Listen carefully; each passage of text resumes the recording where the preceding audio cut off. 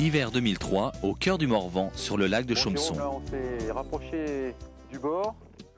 On a sélectionné un peu des endroits à base de haut fond, d'herbe, voilà, ouais. Pour aller chercher donc, des brochets qui seraient éventuellement là à la recherche d'une nourriture, parce que le frottin s'est caché, donc peut-être qu'il reste quelques petits le long des bords. Et on a opté donc pour des spinnerbaits, c'est-à-dire des leurres. Donc là, on en montrera tout à l'heure, mais qui permettent justement de pêcher sur des fonds peu profonds. Palettes, donc des grosses palettes, des couples, et pour imiter en fait le multifrottin en fait, on va dire.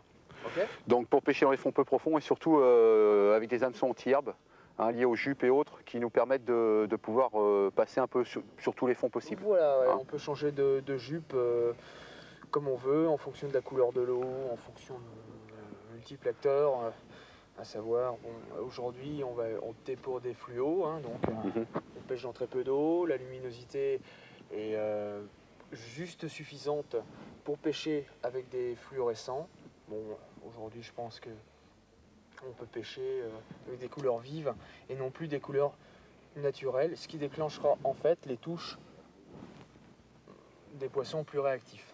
D'accord. Okay. Bon, bah écoute, moi j'attaque sur un haut fond là, toi où c'est un petit peu plus profond, on a lancé, voilà. On espère que nos cuillères ne sont pas raccrochées dans le fond, et puis on va commencer à traîner un peu. Alors je vais décrocher la cuillère du fond, voilà, et puis là, commencer à la faire travailler tranquillement.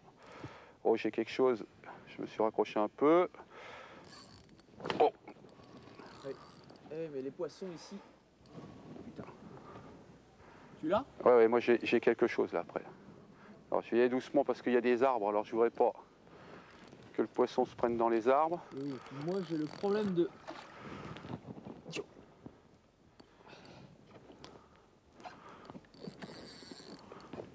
Bah tu te débrouilles bien aussi là.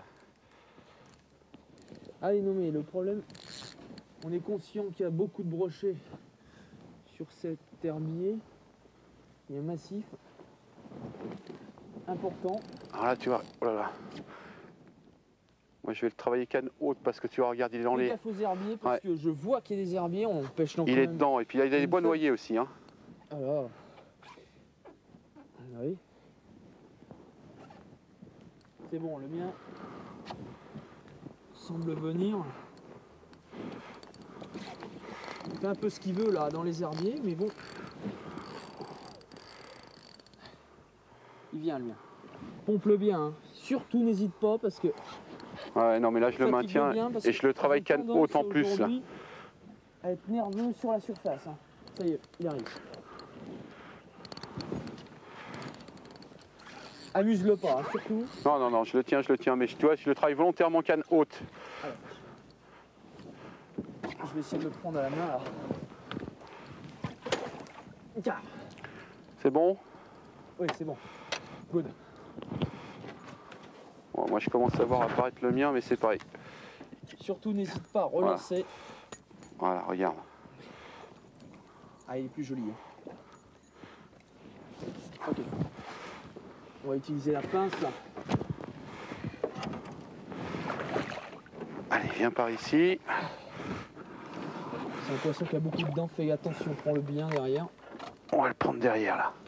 Ah. Voilà. Avec un spinner fluorescent. Tu l'as pris au sombre? Oui. Bah écoute, j'ai voulu garder un peu la couleur du fond. Oui, tu as eu raison, je pense. Ça, je pense que c'est la base. Aujourd'hui, des couleurs du lac et les brochets sont vraiment réactifs sur les couleurs neutres. Bah écoute, c'est le cas parce que là, tu vois, on n'a pas mis longtemps à se mettre sur le poste et... Des jolis poissons. Ah oui, c'est... On met ça dans le bac? Allez, on les met dans le bac. Suffisamment pour s'alimenter, on les relâchera ce soir.